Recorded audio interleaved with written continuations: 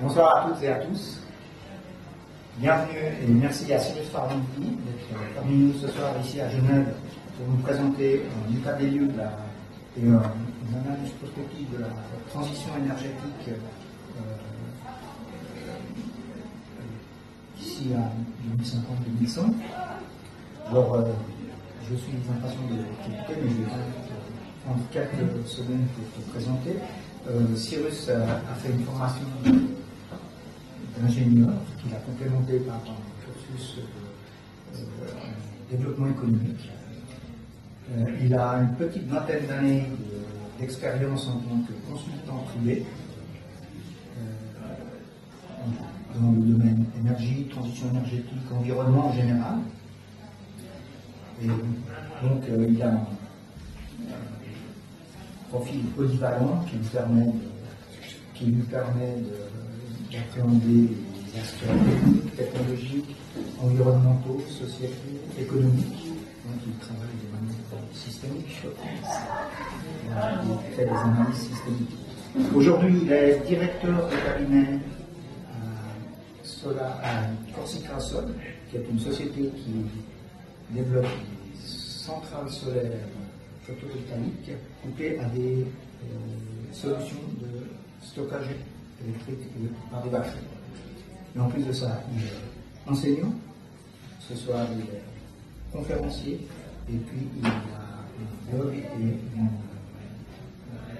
podcast sur le net plombé. Et puis je suis directeur de cabinet chez Corsica Sol, je ne l'entretiens plus, plus le temps.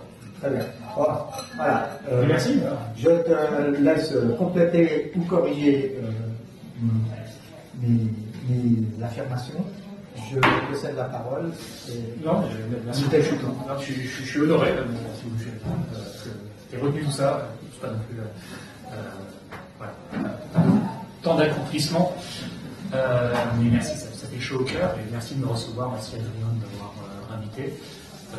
Je suis très heureux de rencontrer des shifters toujours, que ce soit à Paris, à Rouen ou à Genève, à la rencontre de personnes qui s'intéressent à ces mêmes sujets, qui me sont venus quand j'avais à peu près 22, 23 ans. Non, peut-être avant. En fait, j'avais, je crois, 15-16 ans. C'était à l'époque des accords de Kyoto. Et je vois ce Texan qui dirige soudainement le pays le plus puissant du monde, c'était en 2000. Et je l'entends dire, non, protéger le climat n'est pas bon pour l'économie des États-Unis. Et alors je ne connaissais rien au sujet, mais j'ai trouvé ça extrêmement stupide. et le gars, à la base, ne revenait pas. C'était donc George Bush, en 2000, sur les accords de Kyoto. Et je me suis dit, le fait d'opposer la préservation de l'environnement et l'économie, intuitivement, ça n'avait pas de sens. Alors j'étais très jeune, je connaissais absolument rien. Puis, au milieu des années 2000, il y a eu une vague de sensibilisation, de prise de conscience que je pensais définitive.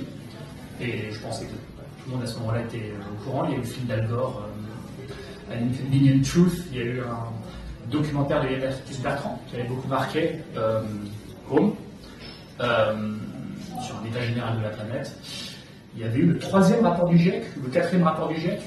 Le 3e, c'est 2001, le 4e, 2007. Et déjà, ça apparaissait en première page du journal. Et donc, c'est étonnant que 15 ans après, il y a encore beaucoup de monde qui découvrait pour la première fois en France tous ces sujets, alors que je pensais, ça y est, on avait fait le point au milieu des années 2000. Mais en fait, c'est comme moi, je vais peut-être sensibiliser aux pandémies au moment du Covid, et puis après, on repasse. Je repasse à un autre sujet, donc je pense qu'il faut être aussi patient et compréhensif envers les gens qui voient passer des informations, mais au milieu de plein d'autres choses. Donc c'est ce que j'ai réalisé, même si moi, une fois, j'en ai entendu parler vers 2005-2006, je me suis dit non, c'est extrêmement important. Ça m'a aussi appelé directement, je n'ai opposé absolument aucune résistance à ces informations. Alors il y avait à l'époque déjà Jean Covici. Alors, 50 fois moins de followers qu'aujourd'hui, mais c'était quand même une référence sur l'énergie et sur le climat déjà il y a une vingtaine d'années. Il écrivait des livres, il faisait des apparitions à la télévision, évidemment il n'a pas la visibilité qu'il a aujourd'hui, Mais il m'a beaucoup marqué, j'ai une dette intellectuelle extrêmement importante envers lui, et c'est un des penseurs qui a le plus influé sur ma trajectoire, même si je ne suis pas forcément d'accord avec tous ses propos, mais c'est pas le sujet. Yves Cochet avait aussi alerté sur le pic pétrolier, alors de manière très exagérée, mais je me rappelle précisément de ce moment, à l'époque, un talk show en France, les samedis soirs, qui s'appelait Tout le monde en parle, animé par Thierry Ardisson, où Yves Cochet me fait passer, en 2006-2007, un sujet comme le pétrole dont je ne soupçonnais absolument pas du tout l'importance, j'avais accordé vraiment, et 15 minutes plus tard, il dit « Ok, c'est le sujet le plus important du monde ». Et ce que dit ce monsieur, même s'il a seulement à 10% raison, c'est extrêmement sérieux. Il avait par exemple dit, il avait anticipé à l'époque le pic de production de pétrole dit conventionnel. Donc hors pétrole non conventionnel, notamment le pétrole de schiste aux États-Unis. Ces prévisionnistes-là avaient eu raison sur à peu près la date du pic du pétrole conventionnel. Moins raison sur la vitesse de la descente. Et on voit que ce pétrole-là descend lentement. Mais après, c'était le moment où j'ai aussi pris conscience de l'importance du pétrole dans tous les aspects de notre vie, et encore pas forcément les aspects les plus vitaux, mais rien que par exemple la dépendance des compagnies aériennes au pétrole et la dépendance du tourisme aux compagnies aériennes et la dépendance de l'économie d'un pays comme la France au tourisme. Je dis, mais rien que ça, déjà, c'est important, sans même parler de la dépendance de l'agriculture et à peu près tous les secteurs d'activité. Donc à partir de ce moment-là, je me dis, bon, il faut s'intéresser à ces sujets. Je suis rentré dedans assez profondément, d'abord plutôt intellectuelle, un peu militante. Et puis j'ai fait un peu de conseil en RSE à partir de 2012, parce que je voulais en faire mon métier. Et j'ai fait ça dans un cabinet de conseil économique qui s'appelle Ernst & Young, à Paris pendant 4 ans. C'était beaucoup de reporting, alors beaucoup de gens passionnés. Ça c'était intéressant, j'ai appris beaucoup de choses. Après, c'est une manière de prendre l'environnement par des indicateurs, des rapports très longs que les gens ne disent pas forcément, mais ça a mis pied à l'étrier aux entreprises en France. C'était une loi qui nécessitait aux entreprises de faire du reporting sur leur performance sociale et environnementale, qui a quand même eu le mérite de mettre le pied à l'étrier aux entreprises pour commencer à mesurer ces enjeux et les communiquer. Et maintenant, aujourd'hui, on a le CSRD qui risque de sauter avec la directive Omnibus, mais qui en tout cas, amène le niveau nécessaire de reporting, déjà à un niveau beaucoup plus fin, et surtout à un niveau qui est géré par des directeurs financiers, qui est regardé par les investisseurs et qui a de vrais enjeux pour les investisseurs. Donc c'est pas juste un rapport RSE gentil qu'on met dans un placard. Donc là-dessus, il y a eu beaucoup de progrès de fait,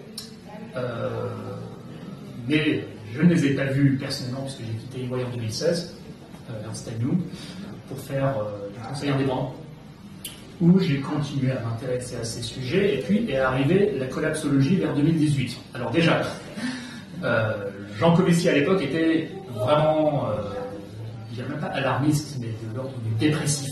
On le voyait venir, enfin maintenant on peut en rire, il semble avoir surmonté ça, et je le ressentais avec lui. Donc il semblait vraiment affecté, et vraiment, c'est pire que ce qu'on prévoyait, notamment côté climat. 2, l'effort à fournir est insurmontable. Donc il faut faire moins 5% par an, moins 4% par an, moins beaucoup par an d'émissions de CO2 pour éviter une catastrophe. C'est ainsi qu'il le posait à l'époque.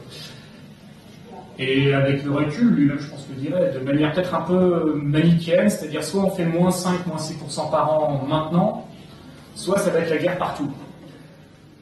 Qui reviendrait peut-être à confondre un peu entre tenir les 1,5 degrés de réchauffement par rapport à l'effort industriel et aller jusqu'à plus 4 degrés. Bon, sachant qu'aujourd'hui, et lui et moi et beaucoup d'autres, on est un peu entre deux. Bon, ça va être dur, ça va être de plus en plus tendu. Bon, les événements extrêmes vont être de plus en plus fréquents. Mais bon, l'année 2022, l'été 2022 qu'on a eu en France et en Europe, sécheresse, canicule, donc ce sera un été normal. À partir de 2050, est-ce que ça veut dire que c'est la fin du monde ou est-ce que ça veut dire vivre en France comme on le ferait en Iran ou au Maroc? Bon, je pense qu'on est plus dans l'incertitude que dans ok, bon, soit on fait ça, soit c'est l'effondrement et la guerre partout. On est plus maintenant dans le flou par rapport à ce que j'entendais il y a 2018-2019. Et à se dire, oui, la situation va se tendre Et en même temps, il y a des leviers de résilience, d'adaptation. Vous voyez, il n'y a pas que Jean Comissier, le comeback de Yves Cochet avec une version encore plus dure et apocalyptique du pic pétrolier, Pablo et d'autres. Et puis, bon, est survenu le Covid et beaucoup d'autres crises depuis qui m'ont plutôt fait pencher du côté, bon, le système est fongible et il y a beaucoup de leviers de résilience. On en parlait là pendant l'apéro, la moitié d'entre vous n'était pas là. Bon, quand la Russie a envahi l'Ukraine, je me suis dit, bon, c'est terminé pour l'économie européenne. Là, on ne peut pas surmonter un choc pareil et se voir amputer de 40% de notre gaz avec l'industrie allemande qui en est hyper dépendante. C'est un choc trop brutal, trop violent, trop sur le compte lequel on n'est pas préparé et on ne pourra jamais surmonter ça. En plus, les gazoducs, c'est des infrastructures physiques. Voilà, c'est pas hop, on bouge le gazoduc. Au lieu de le faire partir de la Russie, on le fait partir de là-dedans. C'est des infrastructures dites captives, c'est rigide. C'est pas tout à fait ce qui s'est passé. Alors, ça s'est pas passé sans heure. L'industrie allemande est mise à mal. L'Allemagne est encore sur 2 années de récession, oui, évidemment. Cela étant, je regarde aussi. Alors, ah oui, mais en même temps, il y a une très brute crise énergétique, donc crise gazière, on en parlait. Un choc pétrolier, pas de l'ampleur de celui des années 70, mais quand même, un choc, une contrainte pétrolière. La demande après le Covid repart vite. Et les prix du pétrole augmentent. Et en plus, il y a la guerre en Ukraine. Les marchés spéculent, paniquent. Il y a la moitié du parc nucléaire français hors d'état de fonctionnement. Donc ça fait 1/3 de l'électricité française en moins au cœur du système électrique européen quand même. Il faut aussi compenser ça. Et un été 2022 où la production hydraulique est amputée de 20%. Tout ça en même temps. J'ai dit ok, bon, comment on va faire? Alors, effectivement, le système avait manifestement plus d'un tour dans son sac. Les gaziers français avaient prévu des terminaux méthaniers avec des capacités très fortes sur la façade atlantique pour ce genre de cas de figure, pour soudainement accueillir beaucoup de gaz naturel liquéfié par bateau, transporté par des méthaniers, et donc pas du gaz à l'état gazeux. Et ça a compensé une grosse partie de la perte avec la Russie. Le GNL. Donc déjà, ça. Une grosse partie a été compensée comme ça, et la réorganisation des flux s'est faite quand même assez vite, et puis on est aussi allé trouver d'autres fournisseurs. La Russie fournit moins à nous, fournit plus à l'Inde.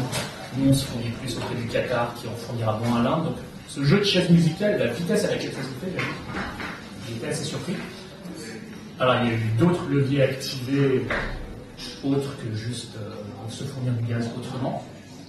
Il y a eu alors de la sobriété / de l'appauvrissement. Bon, les prix augmentent, les entreprises, les particuliers diminuent leur consommation.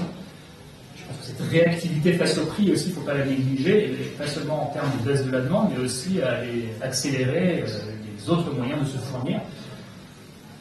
Les renouvelables, cette année-là, ont fait une bonne année aussi. Alors pas meilleur que d'habitude, mais ça referme encore un petit peu du gap. En tout cas, l'un dans l'autre, j'ai l'impression qu'on a surmonté la crise, mais en tout cas, ça n'a pas été la grande dépression que j'aurais pu imaginer, et tout ça m'a poussé à aussi quand même étudier un peu tous ces sujets, tous les leviers qui pourraient amortir le déclin énergétique et la crise climatique. À la suite de la sécheresse de 2022, j'en parlais, alors j'ai mené une série d'interviews auprès d'experts et d'élus en charge de l'eau dans les collectivités territoriales françaises, dans le cadre d'une mission que je faisais pour la Banque des Territoires, donc une mission de conseil, de veille, d'information, de rédaction d'articles et d'information sur la résilience de notre système en eau. Et alors, ma grande et bonne surprise, j'étais vraiment positivement surpris par la prise de conscience pour tous les territoires de France suite à cette crise de 2020. Ils me racontaient tous la même histoire. On dit, une fois qu'on a vu ça, et c'était assez catastrophiste. Ils disaient, ça y est, maintenant, de nul au monde, c'est ça. Ils imaginaient que maintenant, tous les étés seraient comme ça.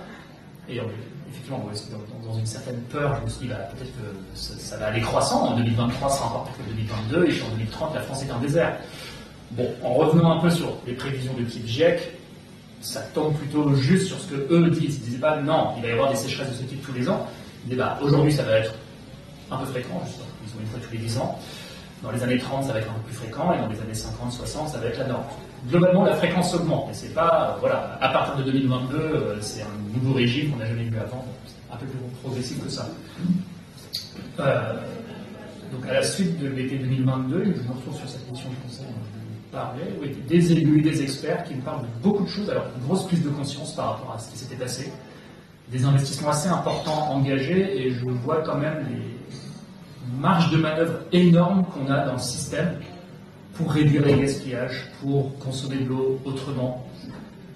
Vraiment, dans le pire des cas, dessaler l'eau de mer, mais même ça, la plupart des élus, des territoires, c'est un peu une fuite en avant, il y a beaucoup de leviers à activer avant. Et puis on s'aperçoit, l'industrie en France fait très peu de réutilisation des eaux usées traitées, la reuse.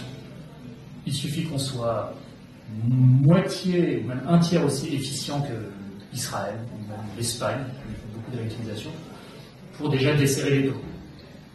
Rien que ça. Beaucoup des réseaux d'eau fuitent, on perd 20% de l'eau dans des fuites en France. Il y a des réseaux, c'est beaucoup plus que ça, dans les îles, c'est 40, 60, 80% de l'eau fuite. Donc les rendements sont pourris, parce qu'on a un peu laissé les réseaux à l'abandon, parfois depuis 100 ans, il y a des réseaux qui datent de 100 ans. Donc il suffirait de réengager des travaux assez ambitieux, et c'est le cas, des investissements assez importants ont été engagés pour moderniser les réseaux. C'est pas très cher, le retour en face, mais on avait besoin un petit peu de ce coup de pied aux fesses pour ce genre de choses. Le dialogue avec le monde agricole aussi, prise de conscience aussi que certaines cultures agricoles ne sont pas viables, seront juste plus rentables. Et à ce sujet, quelqu'un comme Serge Zakin en parlera bien mieux que moi. Et sa voix porte pour que les agriculteurs évoluent aussi dans leur utilisation de l'eau. Bon, je ne vais pas faire trop long, mais aussi des manières de concevoir l'eau qui ont évolué. C'est-à-dire la manière de voir l'eau comme, bon, on a un problème, on va pomper plus, c'est trop pollué, donc on va dépolluer. Dans des stations d'épuration, ça c'est beaucoup d'énergie, beaucoup de produits chimiques. C'est un système qui arrive un peu à ses limites. Et ça, tout le monde le reconnaît. Toujours pomper plus, toujours dépolluer plus, au bout d'un moment, que ce soit en termes économiques, énergétiques, on atteint des limites. Et donc on se tourne vers d'autres manières même de concevoir l'eau, autour de plutôt des infrastructures, toujours plus des infrastructures dites grises, donc du béton, des stations de pompage, des stations de traitement, etc. Tout ce qui est solutions fondées sur la nature. Donc des notions comme la gestion de l'eau de pluie à la source qui font leur chemin. Capter l'eau de pluie vraiment au plus près de là où elle tombe, plutôt que toujours des déversoirs d'orage, toujours des tuyaux, toujours plus de tuyaux et tout. Bon, c'est des infrastructures coûteuses, les collectivités ont de moins en moins les moyens. Mais concevoir l'eau comme, ne serait-ce, se dire, tenez, les jardins des particuliers, si on arrête de les tondre à ras, c'est énorme comme levier, alors pas seulement pour capter l'eau, mais aussi pour faire revenir la biodiversité. Tout ça, depuis quelques années, ça infuse,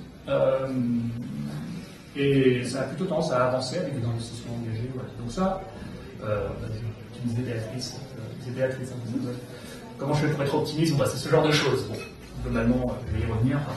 La situation, plutôt en se dégradant, mais avec quand même des leviers qu'on peut activer. Alors voilà pour l'intro, un peu mon cheminement en bref. J'ai aussi l'occasion de passer pas mal d'infos et comment moi-même j'ai évolué. À la demande d'Adrien, j'ai proposé un état des lieux de la transition énergétique dans le monde. Sur le climat, je vais moins m'y attarder. Je ne sais pas pourquoi je vais moins m'y attarder. L'impression que les ordres de grandeur sont assez clairs et simples au final, c'est-à-dire du budget carbone pour tenir les 1,5 degré, il n'y en a plus. Voilà, c'est simple. Pour tenir les 2 degrés, en gros, c'est 20 ans au rythme d'émission actuelle. Ça veut dire atteindre le net zéro d'ici 30-40 ans, dans un scénario médian de sensibilité climatique, donc on peut dire dans un scénario ni trop pessimiste ni trop optimiste. Il se peut qu'on soit dans un cas de ces cas prévus, mais dans un scénario médian, on imagine le GIEC, où effectivement, il nous resterait de l'ordre de 20 ans d'émission, ce qui veut dire d'ici 20 ans divisé par 2 et d'ici 40 ans net zéro. Plus aucune émission de gaz à effet de serre. Ça c'est assez mal barré, ne serait-ce, tu postais toi-même Adrien récemment, la décennie qui vient de passer, on a pris 0,5 degrés. Alors, est-ce que tu as pris un point particulièrement bas de la courbe et tu prends un point particulièrement haut, genre 2024? En tout cas, on n'est plus sur un régime de 0,2 degrés par décennie. On est plutôt à 0,3, 0,4 degrés par décennie, apparemment. On entre dans ce régime-là, ce qui veut dire, à ce train-là, atteindre des plus de degrés autour de 2040, 2050. Voilà. Et surtout au regard des tendances émissions de gaz à effet de serre, plus de degrés sans le rappeler, ce qui nous emmène alors plutôt vers une trajectoire de plus 2,5, plus 3, et j'aurais tendance à ne plus dire plus 4. Alors à nouveau, sauf sensibilité climatique élevée, c'est des réactions fortes du climat à une concentration donnée de CO2 dans l'atmosphère. Chercher la sensibilité climatique à l'équilibre, je ne vais pas vous embêter avec ça maintenant, mais en gros, c'est est-ce qu'on aura du bol ou pas? C'est assez simple. C'est-à-dire, indépendamment de vos efforts, il se peut que pour un niveau de concentration de bien, on ait plus ou moins de chance. Et mine de rien, l'intervalle d'incertitude est élevé. C'est-à-dire, entre la borne basse et la borne haute, c'est de l'ordre de 1,5 degré. Donc, c'est-à-dire, si on fait des choses assez bien, mais on peut être à plus de degrés, mais on peut être aussi à plus de 3,5 degrés. Enfin, c'est quand même l'incertitude qu'on regarde là.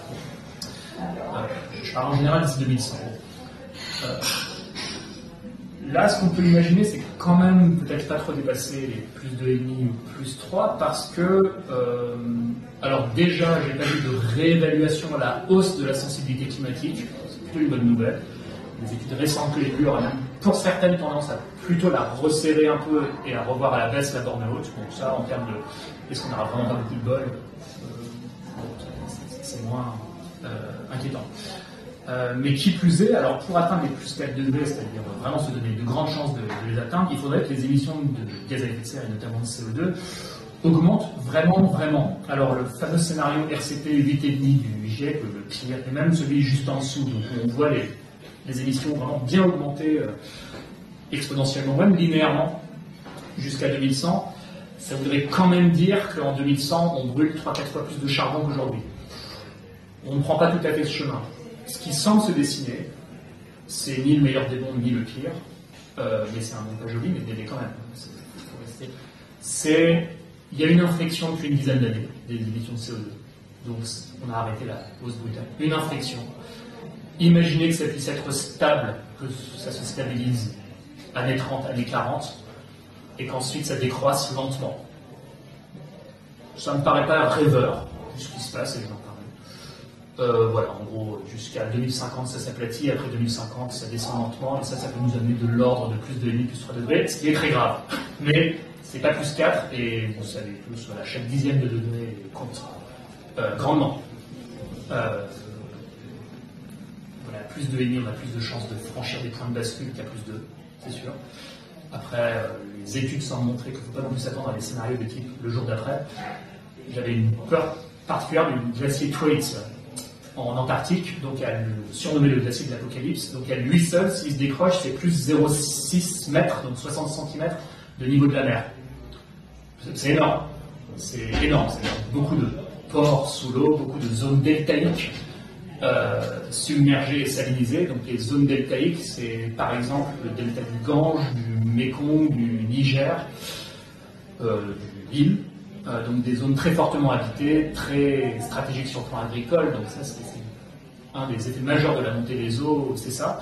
Alors moi j'imaginais le décrochage du glacier Thwaites comme Ploc, un glaçon qui tombe, mais non c'est pas ça, c'est pas Ploc et la mer monte de 0,6 mètres en une année, c'est pas ça. C'est quand même grave, c'est quand même étalé sur des siècles. Pour donner un ordre d'idée, ok, Londres c'est à 11 mètres d'altitude. Alors ça veut dire qu'il faut que la mer monte de 11 mètres pour que Londres ait des inondations fréquentes. Le risque de submersion marine augmente à chaque centimètre de montée des niveaux des mers. Mais ça veut quand même dire que, je sais pas, au 24e, 25e siècle, Londres est peut-être plus habitable à ce niveau-là. Peut-être. Si vraiment la montée des eaux Est-ce que c'est grave, pas grave? Bah oui, pour moi c'est grave. Londres est une ville avec un patrimoine très riche, qui a des siècles d'histoire. Ce qui en adviendra dans des siècles, bah, on peut quand même s'en préoccuper. Bon, voilà pour le scénario climatique, bon, plus 2,5, plus 3, donc c'est pas réjouissant, mais j'ai peur de ne pas avoir de meilleures nouvelles à vous fournir, notamment au regard de l'avancée de la transition énergétique. Alors, am I doing on time? Oui, 45 minutes de questions-réponses après ce propos liminaire, donc le temps, ne vous inquiétez pas. Alors, aujourd'hui même, par chance, est sortie la revue Ember mondiale sur la production d'électricité. C'est une très bonne source, très bien illustrée, très compréhensible. Ember, c'est E-M-B-E-R. C'est sorti aujourd'hui, donc à la limite, ça fait mon boulot. Là. sur votre portable, il y a tous les graphiques, il y a tout ce qu'il faut pour dire où en est l'état de la production d'électricité mondiale. C'est une bonne source. Ils ont aussi une review pour l'Europe, une pour les États-Unis. Là, je vais plutôt parler niveau monde. Et puis on redescendra peut-être de plus en plus sur l'Europe et peut-être le quotidien de ce qu'est un développeur d'énergie renouvelable et de systèmes de stockage et qu'est-ce que moi je vois au quotidien. Bon. Et donc là, on va descendre vraiment au niveau très micro dans le dernier quart d'heure. Alors, la transition, déjà, l'énergie, ce n'est que 2/3 du problème climatique, 3/4. Donc je vais que parler de ces 2/3, 3/4 là. Le reste, c'est l'agriculture, la reforestation, l'élevage. On va en parler maintenant, mais des grands leviers pour atténuer le changement climatique, ce serait la reforestation et l'agriculture de conservation des sols. Donc, par exemple, le moindre travail du sol, la couverture permanente des sols pour séquestrer du carbone dans le sol. Là, je vais parler des 2/3 des problèmes qui sont liés à l'énergie. Bonjour. Donc, et pour régler le problème de ces 2/3, je pense que c'est assez simple à comprendre. Décarboner l'électricité, électrifier tout ce qui peut l'être, réguler la demande, si la demande augmente par cours après l'augmentation de la demande, et quand même, sujet dont on parle peu, décarboner la chaleur, donc ce qui n'aura pas pu être électrifié. On parle peu de chaleur renouvelable. Carbone 4, l'entreprise fondée par Jean-Paul ici, a fait un très bon papier sur la chaleur renouvelable, le grand oublié de la transition énergétique. Très intéressant sur comment ça ne va pas être trop mon domaine, mais effectivement dans le mix énergétique idéal du futur, il y a quand même un bon tiers de chaleur qui va rester. Comment on la produit, voilà, le biométhane, la pompe à chaleur, à la base c'est de l'électricité, mais c'est un sujet important. Là je vais parler plutôt de où est-ce qu'on en est pour décarboner l'électricité et où est-ce qu'on en est pour électrifier un maximum. Là pour l'Europe, je pense que même pas un quart de notre énergie est à base d'électricité, dans le reste du monde c'est encore moins, et on veut arriver à une majorité. Et enfin sur la sobriété. Alors, sur la décarbonation du système électrique, à échelle mondiale, le bilan est, alors c'est le moins catastrophique des bilans que je m'apprête à présenter, donc les peu de bonnes nouvelles que je m'apprête à apporter, c'est sur la décarbonation de l'électricité, où côté bonne nouvelle, l'éolien, le solaire continuent sur leur lancée et augmentent leur production d'une année après l'autre, enfin, chaque année un peu plus, surtout le solaire. Surtout le solaire. Et une autre percée récente, parce que l'éolien et le solaire, on parle maintenant d'industrie assez mature, assez structurée, les prix sont très cadrés maintenant, enfin, des PME sont capables de proposer des prix aussi compétitifs que des multinationales comme Total Energy. J'en sais quelque chose, je suis dans une société de 150 personnes, et dans des appels d'offres, on est capable de proposer des prix similaires à Total Energy, EDF et autres. On parle d'une industrie vraiment mature. L'éolien, c'est un peu pareil, très structuré. Sur les batteries, c'est beaucoup plus récent. Donc c'est un des blocages de la transition vers des sources d'énergie intermittentes, c'est la possibilité de stocker. Les batteries, c'est pas la solution à tout, c'est que du stockage sur courte durée. Mais depuis 2-3 ans, la technologie est arrivée à maturité. Nous, on voit une surabondance de batteries sur le marché. Le prix du lithium s'est cassé la gueule, ça aide aussi. Mais même sans ça, voilà, c'est des gigafactories chinoises qui maintenant produisent des batteries réseau en excès. Inondent le monde. Et on n'a aucun mal à s'approvisionner, on est surpris par la baisse des prix. Nous, quand c'est seul, et nos confrères aussi. Et ça, c'est récent. Donc la technologie semble mature, il semble y avoir en tout cas du potentiel de baisse de coûts. Les volumes installés augmentent exponentiellement, assez vite. Et donc ça sert à offrir des services de stabilisation du réseau. Donc éviter que la fréquence du réseau ne dérape trop par rapport à la fréquence qu'il faut. Il faut que partout en Union européenne, la fréquence du réseau électrique soit de 50 Hz. Si à un endroit du réseau, la production et la consommation sont en décalage, surtout parce que les énergies renouvelables pénètrent de plus en plus dans le réseau, s'il y a un décalage et qu'on tombe à 47,7 ou 50,3 Hz, il y a danger de déstabilisation. Les batteries aident à refaire les gaps de manière assez efficace. Donc ça, c'est un service rendu. Et ça, on ne parle pas de beaucoup de batteries nécessaires. À l'échelle de l'Union européenne, c'est 1,5 gigawatts, 3 gigawatts. C'est peu. Un besoin beaucoup plus énorme en volume, c'est ce que le grand public imagine, c'est-à-dire stocker de l'énergie quand elle est en excès. 2 jours, il y a trop de solaire. Parfois la nuit, tout le monde fait dodo, personne ne consomme, il y a énormément de vent. la stocker à ce moment-là et la relâcher quand il y a un besoin.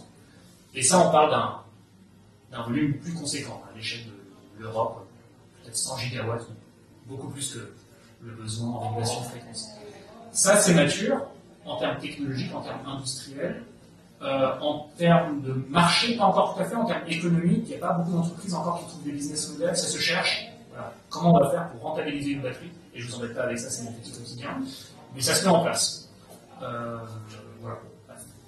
Donc ça, c'est au rayon des bonnes nouvelles. La production d'électricité bas carbone a énormément augmenté dans le monde. Le nucléaire a rebondi en France, et mine de rien, ça se voit à l'échelle mondiale. Et donc, les briques disent bout à bout, ça fait un surcroît de production d'énergie bas carbone qui est assez conséquent, mais qui est encore insuffisant pour matcher, pour compenser la hausse de la demande. Donc, la demande en électricité augmente davantage que la production d'électricité bas carbone. Et donc, la consommation de gaz fossile et de charbon augmente, pour refermer le cadre. Et ça, les années se suivent et ça se poursuit. On a annoncé le pic d'émission de CO2 en ce moment même, au moins pour le système électrique, je ne parle pas du reste, au moins pour le système électrique, et il ne survient toujours pas. Alors pourquoi la demande augmente autant? Alors c'est parce que les pays en voie de développement augmentent leur consommation. Un peu parce qu'on électrifie le parc de voitures électriques, notamment en Chine, mine de rien, ça pèse dans le bilan. Et aussi, alors chose, c'est un peu l'ironie du sort, en une part non négligeable de l'augmentation de la demande à cause des canicules et de la climatisation. Donc dans Ember, ils estiment que le surcroît de consommation en 2024 dû aux canicules, s'il n'avait pas lieu, la hausse de production d'énergie bas carbone aurait été égale à la hausse de la demande. Donc vous empilez la croissance de la production d'énergie bas carbone, vous mettez à côté la croissance de la demande. Si vous enlevez cette croissance de la demande des canicules, les deux se valent à peu près. Bon, ça ne veut pas dire qu'on est sorti de l'affaire, mais au moins ça voudrait dire qu'on aurait atteint les émissions de CO2 sur le système électrique, avant d'imaginer une descente. Mais là, elle ne survient toujours pas, ne serait-ce que le kit de charbon. Alors le gaz, j'en parle même pas. Le kit de charbon ne survient toujours pas. Je pense qu'il faut aussi prendre conscience de l'importance du charbon dans l'histoire industrielle. C'est pas vous que j'ai besoin de sensibiliser, mais au début, il y avait comme énergie fossile jusqu'à 1920, 1930, il n'y avait presque pas de consommation de pétrole dans le monde. Donc la révolution industrielle, c'était surtout le charbon. Qui disait charbon disait acier, disait ciment, disait des trains, disait de l'électricité, disait de la chaleur, disait des engrais, disait les deux guerres mondiales, enfin tout ça c'était autour du charbon. Il faut voir la conséquence profonde qu'a eu ce truc sur nos vies, et aussi à quel point là où le charbon est situé a des conséquences sur l'histoire des pays où le charbon est situé. Je m'explique. Dans quasiment tous les cas d'industrialisation, c'est dans des pays qui ont des réserves de charbon importantes. Alors la France a tout cramé de ce qu'elle avait, mais au début c'était le charbon. L'Europe globalement est riche en charbon, les États-Unis sont riches en charbon, la Russie est riche en charbon, le Japon est riche en charbon, la Chine, l'Inde sont riches en charbon, donc tout ça, là, les pays s'industrialisent. L'Afrique est très pauvre en charbon, l'Amérique du Sud est très pauvre en charbon. Je ne peux pas m'empêcher d'imaginer que ça explique une partie de leur décrochage par rapport au reste du monde. Le pays d'Afrique le plus industrialisé de très loin, et celui qui a le réseau ferroviaire le plus long de très loin, c'est l'Afrique du Sud. Comme par hasard, le seul pays d'Afrique doté de charbon. Voilà, c'est pas pour démoraliser tout le monde en disant que le charbon est intéressant. Mais voilà, ce sont des faits. Parfois, je m'amuse à me dire, et si l'Europe avait été pauvre en charbon, et l'Afrique très riche en charbon, comment est-ce que la colonisation se serait déroulée? Bon, pas plus ça. Je pense que beaucoup d'Européens auraient migré en Afrique, parce que le charbon est très dur à déplacer. Donc Jean Comici m'a beaucoup appris ce genre de raisonnement de déterminisme énergétique. Je pense qu'il ne faut pas en abuser. Pas déconner. Parce qu'une fois qu'on rentre dedans, on se dit, bon, il n'y a rien d'autre que l'énergie qui compte dans nos vies. Il ne faut pas déconner, il y a la géopolitique, la culture est importante et tout. Mais bizarrement, j'ai beaucoup dans les conférences, et je pose souvent la question, parmi les 4 trucs suivants, qu'est-ce que vous pensez être ce qui a le plus influé sur l'histoire moderne? Parce que c'est la culture, la politique, la technologie ou l'énergie. La majorité de la salle me répond à l'énergie. Mais effectivement, ça a tout transformé, à commencer par le charbon, mais j'insiste, mais lui, peut-être autant que le pétrole. Enfin, j'en suis là à me dire à quel point ça a été important. Donc c'est pas si facile de s'en passer, même si aujourd'hui, on a vu quand même des dizaines de pays en sortir. Surtout en Europe. L'Angleterre en est sortie. Alors quand je dis sortir, c'est pour la production d'énergie, pas forcément l'acier. L'Angleterre en est sortie, la France en est sortie, la Grèce, enfin l'Europe, à quelques exceptions près, Allemagne, Pologne, qui prennent le chemin de la sortie. Donc on démontre que c'est possible. C'est possible de faire fonctionner un système électrique sans charbon. Et mine de rien, c'est important parce qu'on parle là d'un bon 40% des émissions de CO2.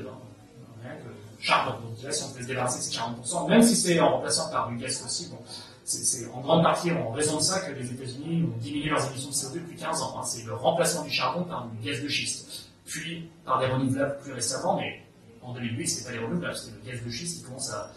Donc le charbon, c'était 50% de l'électricité américaine il y a 20 ans, c'était 10% maintenant. Ce n'est juste plus vraiment compétitif. Dans l'OCDE, globalement, le charbon décline, mais assez vite. C'est plutôt encourageant.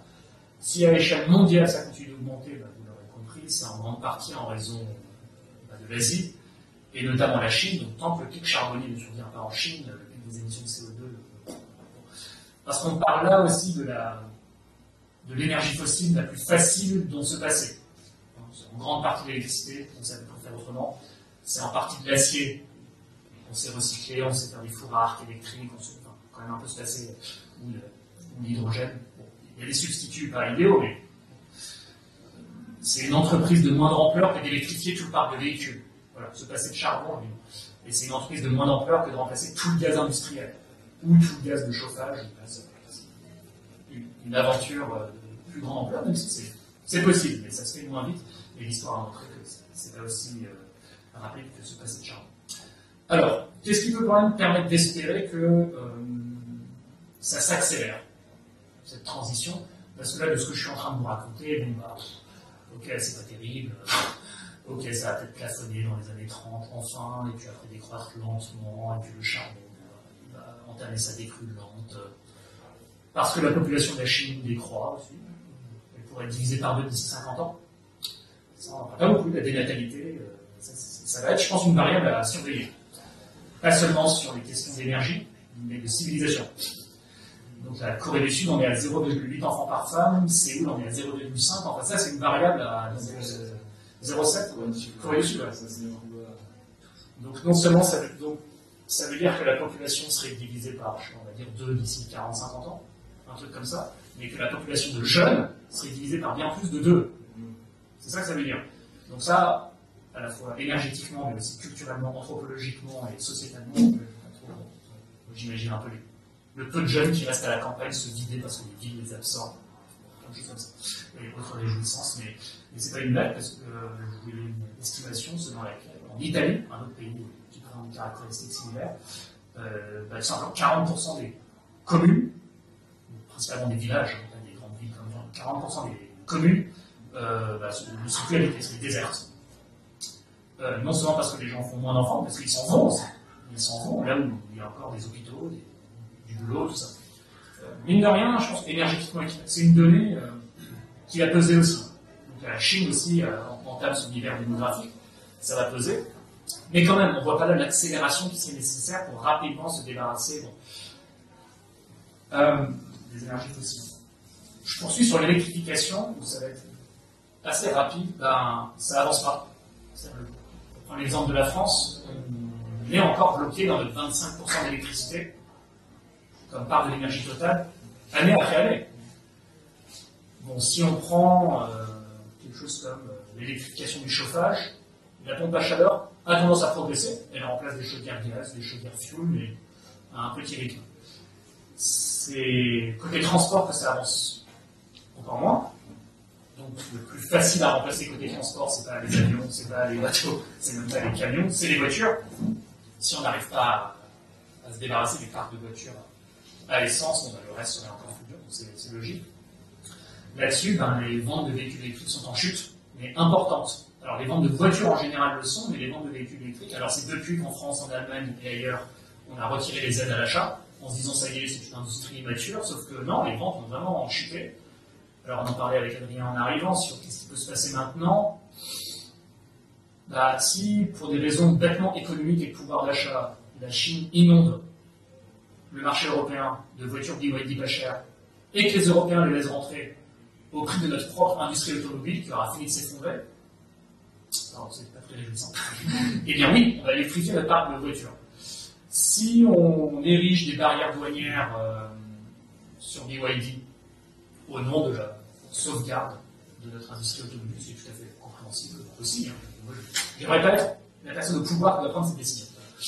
Je suis content de juste pouvoir faire des talks, poser le dilemme. Bah, si on érige des barrières douanières, bah, on va rester avec des voitures électriques à 25, 30 000, 35 000, difficilement abordables. Voilà. Je pense aussi que les taxes que les États vont perdre sur l'essence, c'est une source de revenus importante, ils vont les reporter sur l'électricité. Enfin, la France est dépendante des recettes sur le pétrole, des taxes sur le pétrole et le gaz, pour financer son budget et les services publics. C'est très important dans le budget. Chaque pays. Tous les pays d'Europe. Donc ça, c'est un dilemme de plus, qui n'est pas que énergétique, c'est aussi fiscal. Et je ne vois pas d'autres moyens par lesquels, parce que bah, j'en viens aux histoires de dernier pilier, donc on a dit électrifier, décarboner l'électricité, qui dans le monde, bon, bah, voilà, ça avance maintenant. En Europe, inversement, là, les nouvelles sont plutôt bonnes, la tendance. Déjà, l'Europe dans son ensemble a diminué ses émissions de CO2 par rapport à 90. Moins si on compte les fameuses émissions importées. Bien sûr, il faut apporter cette nuance-là. Si on compte les émissions importées, je pense que les émissions sont en baisse, pas très rapide, mais quand même, depuis une quinzaine d'années. Histoire de dire que je tout par cœur, mais c'est les ordres de grandeur. Donc c'est en cours, c'est trop lent, c'est sûr. Mais c'est pas trop lent en raison d'une trop lente augmentation des capacités de production bas carbone. Ça va plutôt bien. Alors, le nucléaire, malheureusement, ne se porte plus très bien, que ce soit en Europe ou ailleurs. Mais pour l'hydraulique, bah, tous les fleuves sont exploités à fond. Donc, si je procède par élimination, il reste principalement éolien et solaire qui, eux, sont sur une bonne lancée. Et ça, pour le moment, c'est ce qui porte une grande partie de la décarbonation européenne. Et elle est portée surtout par le fait de produire côté production et pas côté consommation, puisque bah, de l'autre côté, tout ce qui est véhicule électrique, pompe à chaleur, ou même électrification de l'industrie, c'est pas au rendez-vous.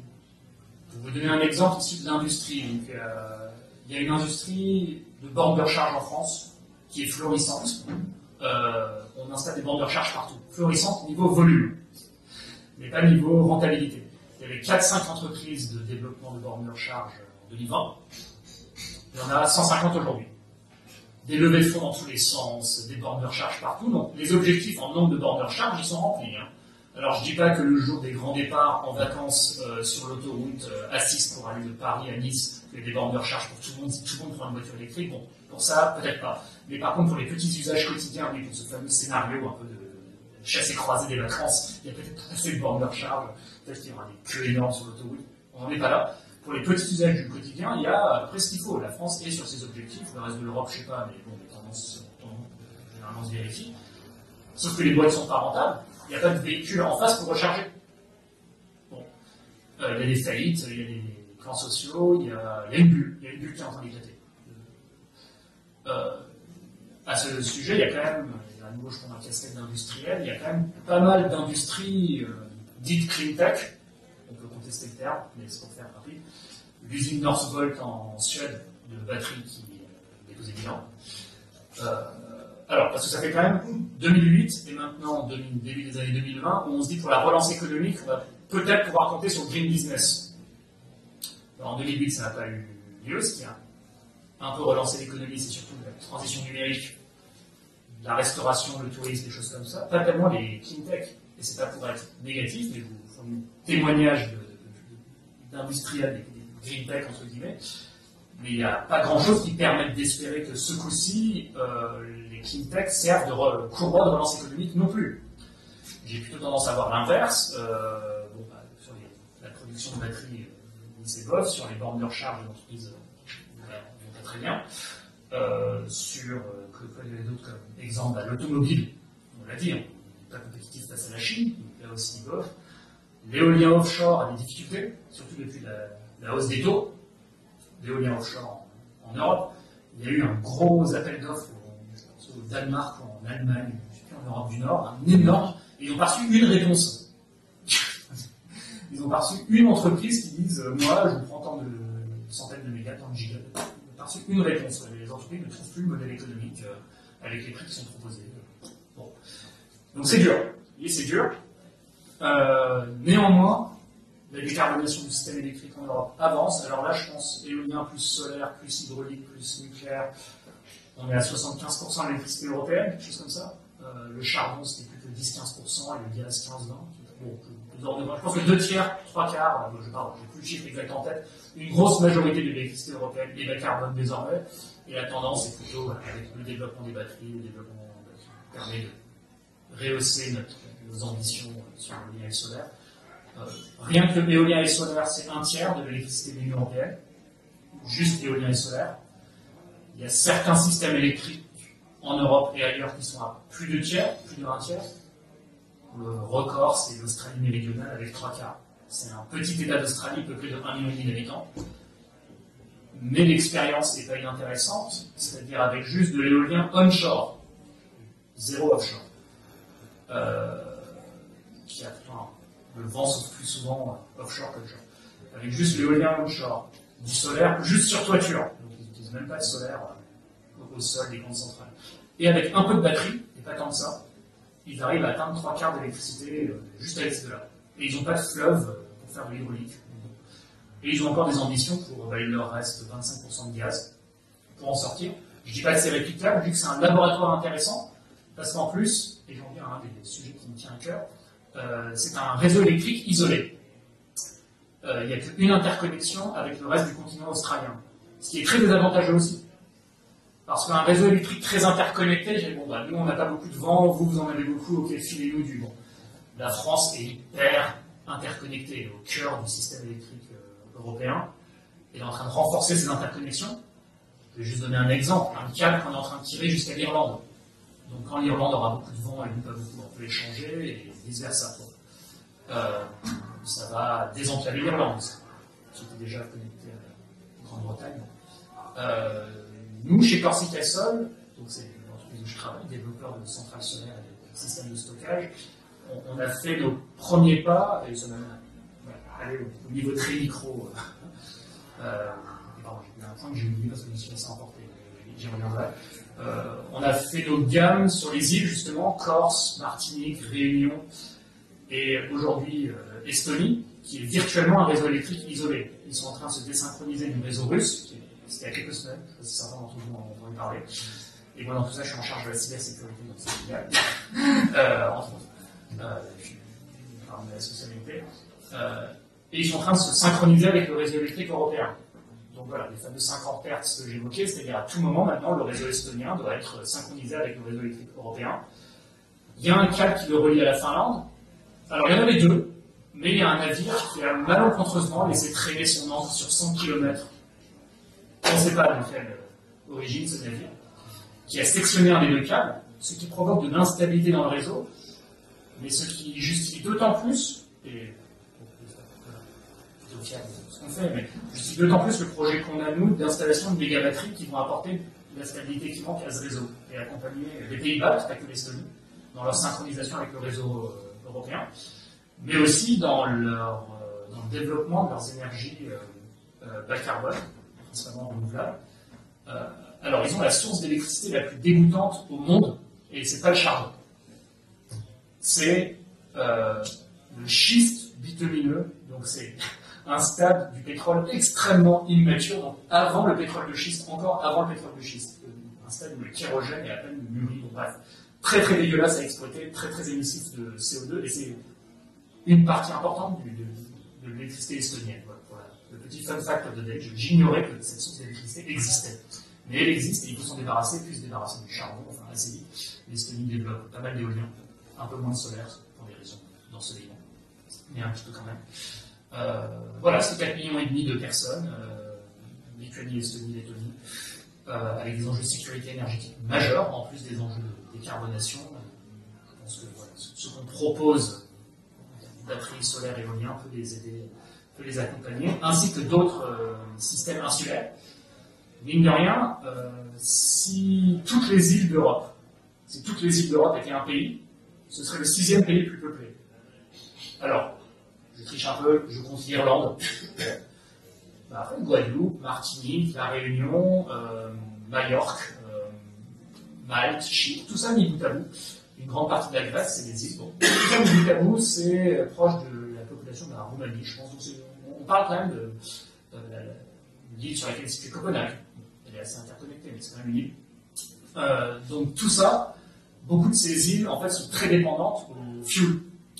Bon, il n'y a pas de marché pour faire du nucléaire. Les populations sont trop petites. C'est souvent très plat, donc pas de possibilité de faire de l'hydraulique. Et donc c'est dépendant, et ça on le sait peu, très dépendant au fuel. Et des îles qui manquent d'électricité et d'énergie, concrètement, à terme, ça donne Haïti, Cuba, enfin tout ça c'est des pays en voie d'appauvrissement. Alors, aucun problème avec la sobriété, mais là, enfin, au contraire, mais là c'est pas de la sobriété, c'est de la misère. Bon, le sort des îles, on n'en parle pas beaucoup. Moi je n'entendais pas du tout parler avant de travailler sur la Corse, mais c'est là où, pour le coup, vraiment, ces alternatives bas carbone sont pour le coup pertinentes. Ça, c'est pour les enjeux de sécurité énergétique à long terme. Je me suis perdu en chemin et j'ai oublié de parler de sobriété, et ce qui m'a amené à dire comment est-ce que la transition pourrait s'accélérer. Le dernier pilier que j'évoquais, donc décarboner l'électricité, électrifier tout ce qu'on peut et faire de la sobriété, vous l'aurez compris, avec la demande mondiale qui augmente, la sobriété avance malheureusement pas des masses. La consommation d'énergie a tendance à baisser en Europe. Est-ce que c'est de la sobriété?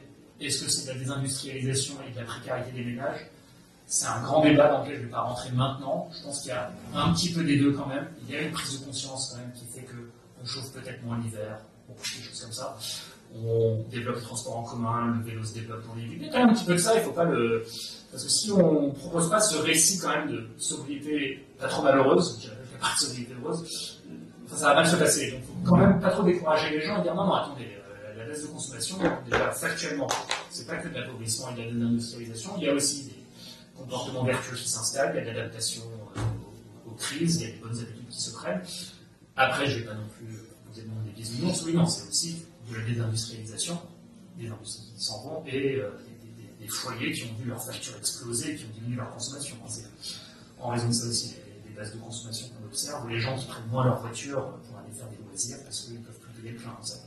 Ça se voit dans de larges parties de la France où ils sont dépendants de la voiture pour exister, et où ils n'ont pas d'autres alternatives, et où ils sont précaires. Une fois qu'on a dit ça, de la sobriété, les data centers, vous allez bien entendre parler, ça relance une nouvelle couche de croissance de la consommation. Donc il faut en plus rattraper ça en énergie bas carbone, et le développement des pays en voie de développement, où en plus les inégalités sont assez mal réparties, donc il y a 10-20% de riches qui consomment énormément, et donc des pauvres qui restent encore assez pauvres, et donc il va falloir qu'ils consomment encore plus pour... et on ne peut pas parler à ces 80% du bas dans les pays en voie de développement de sobriété, c'est un peu compliqué.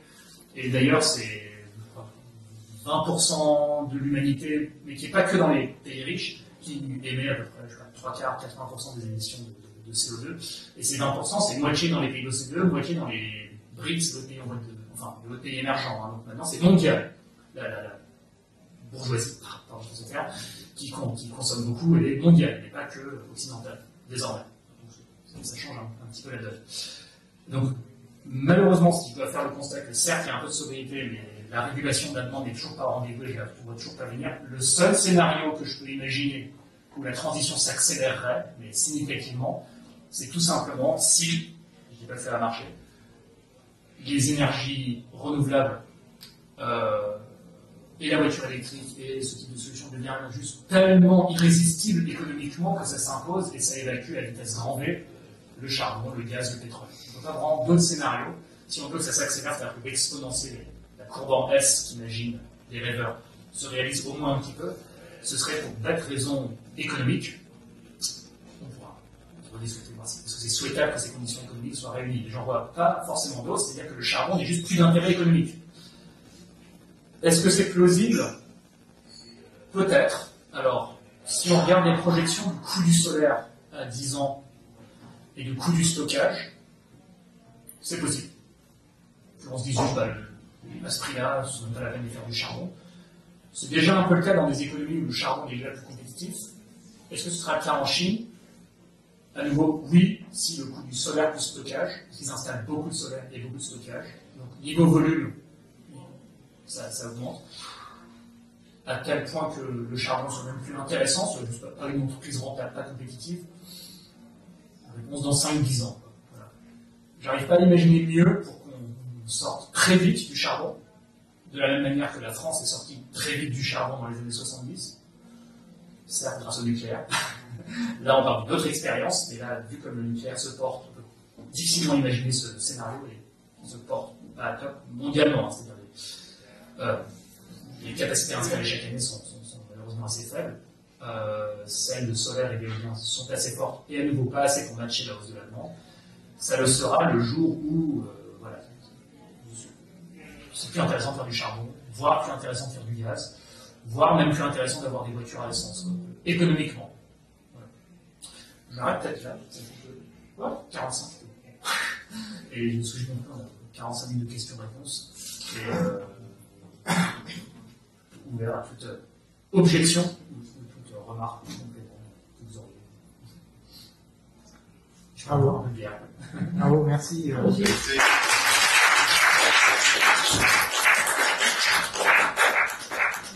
Monsieur, on ne s'est pas présenté.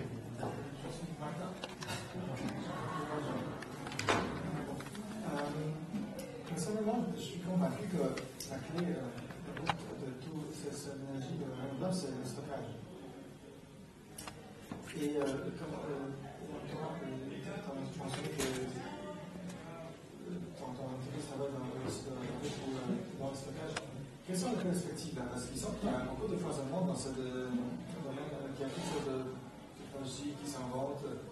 Je veux dire, au niveau industriel, parce que pour les voitures, on n'est pas encore dans la alternative, même si les gens parlent de choses précédemment.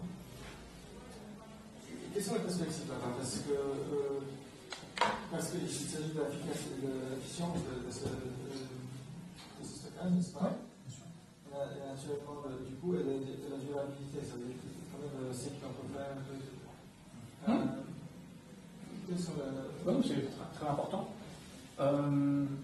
Bon, la technologie est mature pour que le besoin de l'Europe en stockage batterie, qui est juste du stockage courte durée, hein, j'insiste, donc sur des durées courtes, ça ne permet pas de stocker de l'électricité solaire en été pour la relâcher l'hiver. Et ça,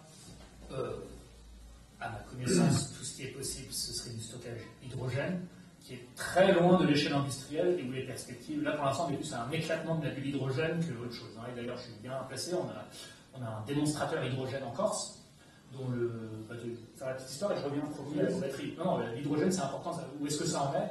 Électrolyse ou Électrolyse, oui. Donc, l'idée, ce serait la Corse va à terme produire beaucoup trop de solaire à certains moments, et plutôt que de la jeter, parce que je sais pas, les gens sont à la plage, ils consomment de l'électricité, ou même, on peut imaginer, on produit énormément en été pour le secteur touristique. Par contre, en hiver, la population de la Corse est bien moindre. Le solaire produit quand même à midi, et donc les prix sont négatifs, on coupe. Bon. Plutôt que couper, imaginez réutiliser cette électricité gratuite en excès pour électrolyser de l'hydrogène et l'utiliser pour autre chose. Ça peut être du stockage d'énergie, ça peut être pour la conversion en carburant maritime. Ce segment-là, j'ai tendance à y croire, le carburant maritime hydrogène. Alors, si l'hydrogène a un avenir dans les transports, ce serait plutôt là, parce que l'avion, ça n'existera jamais. La voiture à hydrogène, l'infrastructure n'est pas là. C'est l'électricité qui va gagner. S'il y a autre chose que l'essence qui gagne, c'est de l'électricité, je crois que c'est évident. Il n'y a même pas l'infrastructure hydrogène, alors que l'infrastructure électrique est à peu près là. Bref. Du coup, entre deux, même le camion, je pense, sera plutôt électrique. Du coup, entre le camion et l'avion, il y a peut-être quand même un segment sur le transport maritime, l'hydrogène, ça serait intéressant. Et le stockage d'électricité, bah, pourquoi pas, mais pour l'instant, là, le projet dont je vous parle, c'est à l'état de démonstrateur, c'est subventionné, c'est extrêmement loin d'être rentable à l'échelle industrielle. Si ça survient, et encore, nous, quand on est optimiste, on dit aux investisseurs, milieu des années 30. Quoi. Donc, ça vous donne une idée alors, ça ne veut pas dire que c'est foutu pour l'hiver, et d'ailleurs, il n'y a pas forcément besoin d'hydrogène pour faire fonctionner des systèmes avec beaucoup de renouvelables. Il y a d'autres leviers. Bon, au pire, dans les systèmes qu'on imagine 100% renouvelables, donc imaginons des pays qui sont sortis du nucléaire, malheureusement. Les pays qui ont du nucléaire, c'est autre chose. Des pays qui sont sortis du nucléaire, on arrive à imaginer en gros 90-95% hydraulique, éolien, solaire, batterie. Voilà. Et pour la variable d'ajustement, 5-10% restant, du gaz, fossile ou biométhane. Voilà. Bon, biométhane, c'est peut-être mieux. Ce qui veut dire qu'on aurait beaucoup de capacité de gaz, mais qui tourne peu. Qui tourne, typiquement, en hiver, la nuit, quand il n'y a pas de vent. Et donc là, toutes les centrales gaz à fond. Donc à ce moment-là, le gaz produit une majorité de l'électricité que consomme le système, mais sur l'année, c'est 5-10%. Voilà. À ma connaissance, les systèmes 100% renouvelables, sans nucléaire, qui fonctionneraient à l'avenir, ce serait à peu près sur ce schéma-là, et donc ça ne nécessiterait pas forcément d'hydrogène. Mais la batterie, c'est incontournable. Alors, j'en viens à votre question, pardon. Ta question. Les perspectives sont plutôt bonnes. Nous, on voit beaucoup de marchés s'ouvrir en Europe de l'Est, en Italie, en Allemagne, c'est déjà mature. On ne voit pas de frein au développement dans tout ce qui est disponibilité de la technologie, disponibilité de la Chine produit à foison. Ça prend peu de place, donc il n'y a pas besoin d'aller chercher des grands terrains. Alors pour donner une idée, notre plus grosse batterie en Belgique, qui fait 50 mégas, on parle quand même d'une grosse batterie, c'est 1 hectare. 50 mégawatts, 100 mégawattheures. Voilà. Voilà. Pour dire, un ordre de grandeur, tout le besoin de la France en batterie de stockage en 2050, c'est quelque chose comme 500 hectares. Bon, c'est quelques supermarchés. Bon, c'est cet ordre-là. C'est de l'ordre de centaines d'hectares. Donc ça ne prend pas trop de place. On ne voit pas de résistance des locaux. Pour l'éolien, c'est un vrai frein, à juste titre. Beaucoup de gens n'ont pas envie d'avoir une éolienne à côté de chez eux. Enfin, c'est un débat. Je peux comprendre que les gens n'ont pas envie. Les projets sont compliqués. Non, les batteries, on ne voit pas trop de ça. Les voisins se plaignaient du bruit en Belgique, mais on a mis un fan silencer. Je vous raconte un peu le quotidien d'un développeur. En fait, c'est beaucoup de petites emmerdes tout le temps. Parce que moi, avant de rejoindre cette entreprise, je voyais des courbes exponentielles. Oh, bon, c'est facile, c'est bon. Mais non, au quotidien, c'est pas du tout exponentiel. Les projets que vous voyez sortir aujourd'hui, ils ont été lancés il y a 8 ans, en solaire, grande centrale solaire. Donc, c'est pas du tout exponentiel au quotidien. C'est zut, il y a 2 tortues. Il faut amputer le projet de moitié, 2 tortues d'une espèce protégée. Alors, la bonne nouvelle, c'est qu'on prend soin de la biodiversité maintenant, beaucoup plus qu'il y a 5 ans et encore plus qu'il y a 10 ans. Certaines de nos centrales qui ont été autorisées il y a 5 ans, qui ne sont pas des aberrations écologiques, mais ne seraient plus autorisées aujourd'hui, parce qu'il y a telle espèce d'oiseau, parce qu'il y a telle espèce de tortue. Donc ça, c'est des vrais freins au quotidien qu'on peut voir.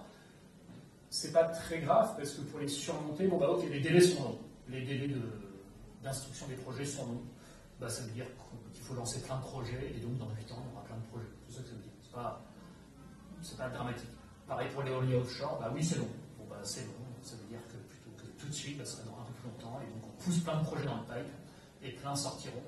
Certains développeurs ont un modèle de type, on lance plein de projets, dont certains sont contestables, mais c'est pas grave, si on a 10% qui sont validés, on est content quand même. Ma boîte, c'est pas du tout ce modèle-là. Nous, quand on choisit un site, c'est qu'il est écologiquement pas sensible, il n'y a pas d'espèces protégées, du moins on pense. Il n'y aura pas de résistance locale, on aura plutôt des petits projets. Un projet de 10 MW de solaire, plus facile à faire passer qu'un projet de 100 MW, forcément il y aura des nuisances.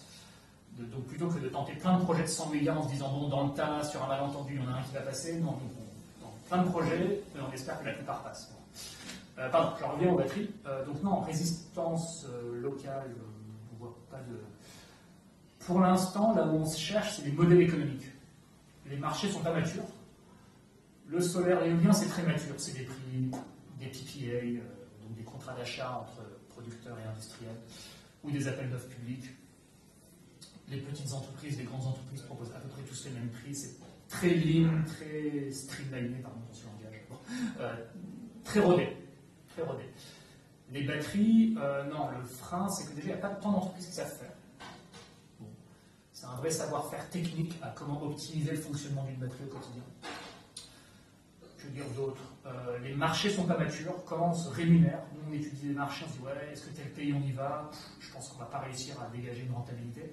Et comme il faut quand même des investissements, pardon, c'est un plat de schéma capitaliste, hein, on a des investisseurs qui nous fournissent de l'equity, on a des banquiers qui nous fournissent de la dette, il faut qu'on puisse payer tous ces gens-là, et donc il faut que le taux de retour sur investissement d'une batterie, ce soit de l'ordre de 10-12%, et souvent on abandonne des projets parce qu'on ne croit pas que ça va venir. Donc le problème pour le moment, il n'est pas dans l'approvisionnement en métaux. Je pense que le jour où il y a un vrai problème type lithium, cobalt, ce sera plutôt pour la mobilité électrique, je pense, parce que les volumes de batteries de réseau, c'est quand même pas énorme. Le besoin est faible en métaux, globalement. Après, si le prix du lithium explose, oui, ça va nous affecter, oui, c'est sûr, ça impacte notre business model au même titre que les voitures. Donc ça, c'est pas à écarter non plus. S'il y a une tension forte sur le cuivre ou sur le lithium, oui, ça ralentirait. Donc les perspectives pour te répondre, ouais, je vois pas trop de freins, honnêtement. J'en vois pas. Je pense que d'ici 2050 en Europe, il y aura, je sais pas, 100 gigas de batteries de stockage.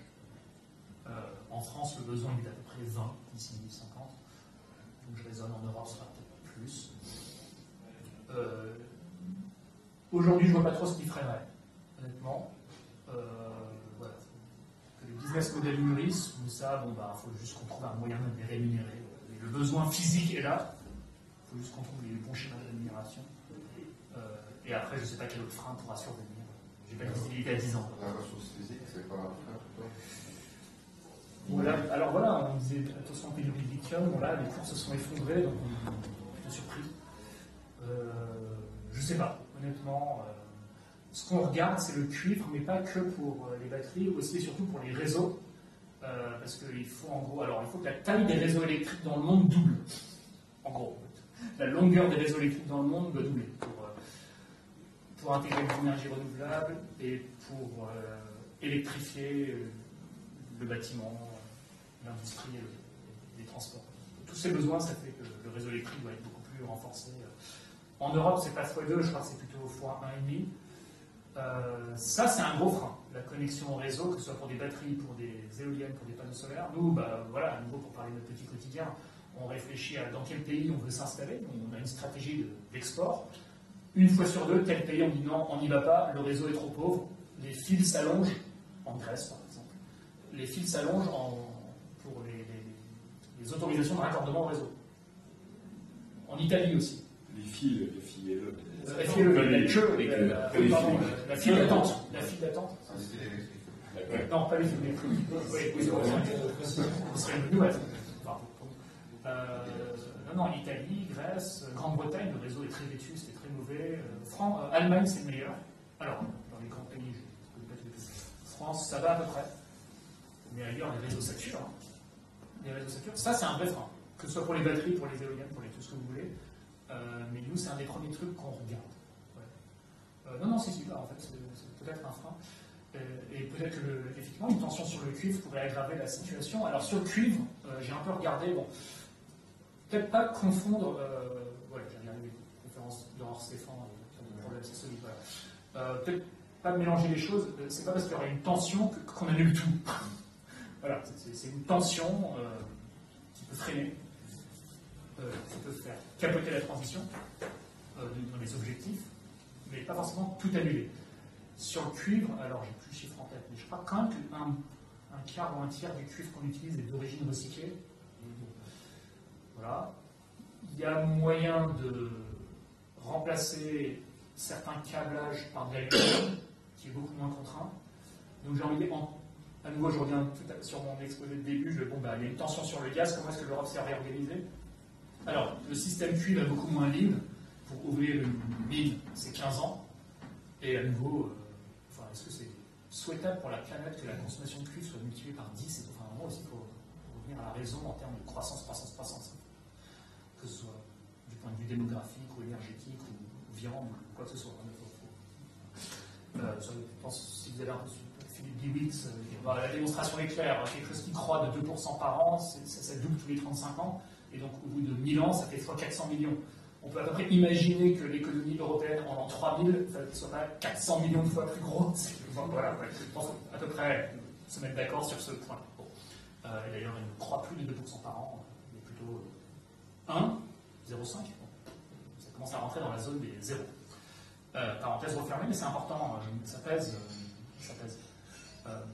Sur nous, une chose qui nous refroidit pas mal quand même dans le développement, c'est en fait que la demande en électricité n'augmente pas. Alors, en Europe, mais aussi en France, la demande en électricité non seulement n'augmente pas, mais elle baisse d'un petit 1% par an depuis une quinzaine d'années. Alors, si je prends un casquette très égoïste de développeurs renouvelables, c'est pas trop problématique ailleurs qu'en France où il y a du gaz et du charbon à remplacer. Donc il y a encore des marchés. En France, ça commence à devenir très gênant. Le narratif dominant en 2021, donc sorti du rapport à RTE, notre gestionnaire de réseau. Et alors là, tous les développeurs renouvelables se sont emparés du truc, ils disent attendez, c'est génial, attention, il va y avoir une pénurie d'électricité, il va y avoir tension sur l'électricité. Attention, vite, faisons des éoliennes et des panneaux solaires, parce que la prochaine centrale nucléaire, au mieux, elle sera mise en service dans 15 ans. Donc on a partout gueulé, vite, des éoliennes, des panneaux solaires, la consommation d'électricité va exploser parce que la voiture électrique, parce que la pompe à chaleur, parce que les camions électriques, je sais pas quoi, l'industrie électrique et les électrolyseurs, ça va débarquer et la consommation d'électricité va exploser et on va être rationné, ça va être le blackout et tout ça. Vraiment, c'était ça le narratif. 3 ans plus tard, c'est absolument pas du tout ce qui s'est réalisé. Bon. La France a produit 20% d'électricité en trop l'année dernière, le parc nucléaire est reparti à fond. On a installé beaucoup de solaire et d'éolien, donc nous, honnêtement, on a l'air un peu... on a plus d'arguments, pour être très honnête. Maintenant, notre argument, c'est non, mais ça va repartir. De toute façon, si on veut atteindre nos objectifs climatiques, il va falloir électrifier. Et la consommation d'électricité va repartir à la hausse. Si on veut réindustrialiser l'électricité, donc on le dit, mais en attendant, l'État commence à dire bon, c'est bien, mais là, si on continue d'installer de plus en plus de solaire, il va juste y avoir de l'excès de solaire et le nucléaire va devoir s'effacer. Et ça fout le bordel dans le réseau. Et en gros, on est parti, voilà, pour faire simple, d'un narratif vite, ça va être la pénurie. Vous inquiétez pas pour le nucléaire. Et l'accroissement de la demande, ce sera assuré par l'éolien et le solaire. Voilà. En gros, c'était ça son proposé. Et le nucléaire et les renouvelables vont cohabiter en paix. Et elles sont complémentaires. Là, on est un peu plus embarrassé.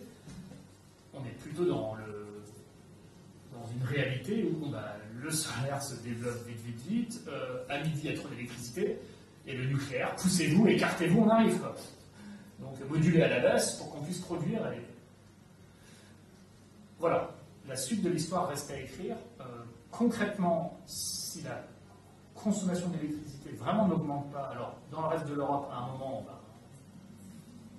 il n'y aura plus de gaz et de charbon à remplacer, peut-être un tout petit peu, mais et dans des pays qui sont déjà bas carbone comme la France, ça va poser, pour l'industrie dans laquelle je suis, ça va de plus en plus soulever du scepticisme. Vous savez à quoi oui, ok, à faire plus d'électricité que la France exporte. Donc, ok, on a beaucoup exporté. La France a beaucoup exporté l'an dernier. On a fait un excédent commercial de 5 milliards. C'est sympa à prendre. Sauf qu'à un moment, si on surproduit du solaire, à un moment où toute l'Europe est en train de surproduire du solaire, on ne va pas exporter grand-chose. Hein. Tout le monde va curtailer, couper. Il y a juste trop de solaire, quoi. Ou alors stocker, mais bon. On avance en marchant, c'est ça que je veux dire. Les prévisions se réalisent un peu, et parfois on improvise, on dit zut, les prix négatifs. L'année dernière, il y a eu 10 jours de prix négatifs. Alors 10 jours, 250 heures, pas 10 jours de suite. 250 heures un peu éparpillées, trop de solaire, trop d'éolien par moment. Et donc ça c'est nouveau. On dit bon, c'est pas grave, on stockera quand c'est négatif et on relâchera quand ce sera positif. Bon. Là aussi, les batteries ont une application. Avant de venir ici, mais il me semblerait que l'efficacité est super importante parce que sinon il y aura une application peut-être de maîtrise pour produire peu efficace. Une sorte de technologie, mais comme c'est fondu, c'est la batterie, de choses, des sortes de taille de conteneurs, n'est-ce pas? Quelque chose avec. Pour une technologie de batterie électrique. Hein. Voilà, quelque chose avec une certaine.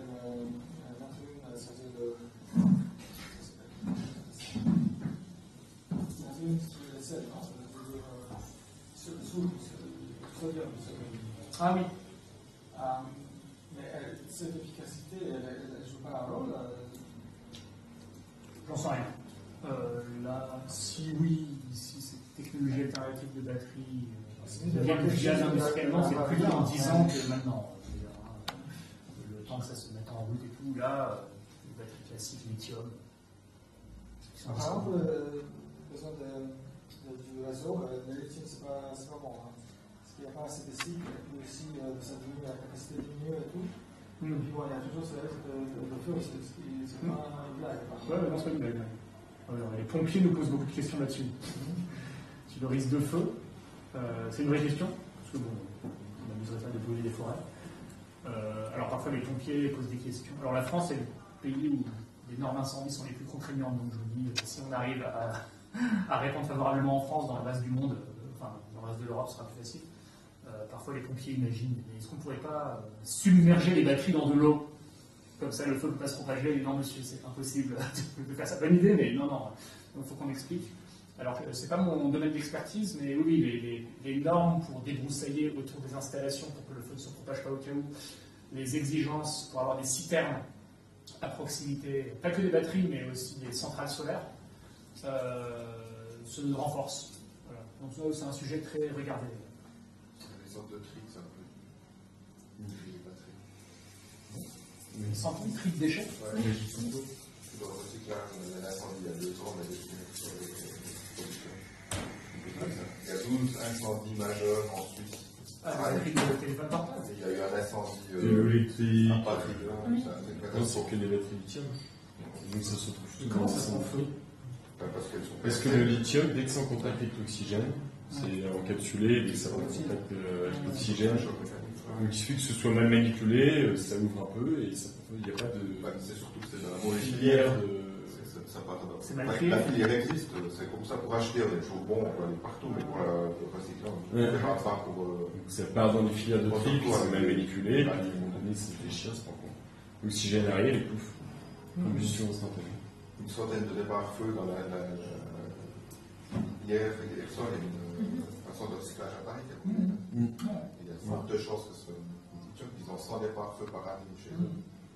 Donc, pour rebondir sur le scénario des perspectives, effectivement, s'il y a, alors, du mal à l'imaginer, mais effectivement, une catastrophe à la Tchernobyl, mais en moins, pour les batteries, où on identifie que le départ de feu, d'un feu de forêt grave, ce serait d'une batterie, et qu'après ça entraîne une mauvaise image, et à raison, oui, ça fait partie, comme la mésaventure qui arrive au nucléaire,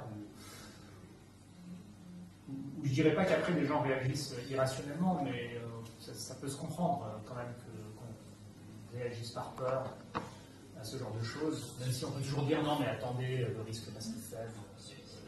L'analyse coût-bénéfice est quand même positive. Ça n'a pas marché pour le nucléaire, cet argumentaire, en gros, c'est possible. Malheureusement, ça peut faire partie, en termes d'acceptabilité. Quel est le risque? Je ne sais pas. Parce que, le but, c'est que ça n'arrive pas. Et qu'avec les pompiers qui sont quand même pas paranoïaques, mais exigeants, qu'on limite le risque au maximum. Certains incidents que j'ai vus dans des batteries en Californie, oui, alors ça peut décider le producteur, mais ils faisaient vraiment n'importe quoi en termes de normes incendie. Enfin, c'est ni fait ni à faire. Je ne vais pas décider qui c'est. Non, c'est la folie. Nous, notre directeur technique, on avait vu ça. Il ne faut jamais avoir des batteries de cette taille dans ces conditions avec aussi peu de normes de sécurité incendie. Mais c'est un vrai, vous avez raison, enfin, c'est un vrai sujet qui peut assombrir les perspectives, tout comme ça peut passer. Moi, je pense qu'il va falloir trouver d'autres technologies parce que ce lithium, il est devenu populaire parce que c'est bon pour le IA encore, pour les mobiles, tout ça, l'électronique utilisée au quotidien. Et pour les usages industriels, il faut quelque chose d'autre. Je ne connais pas les perspectives du sodium. Le sodium va arriver. Il y a des trucs qui sont sortis il y a un mois, je crois que c'est en Chine.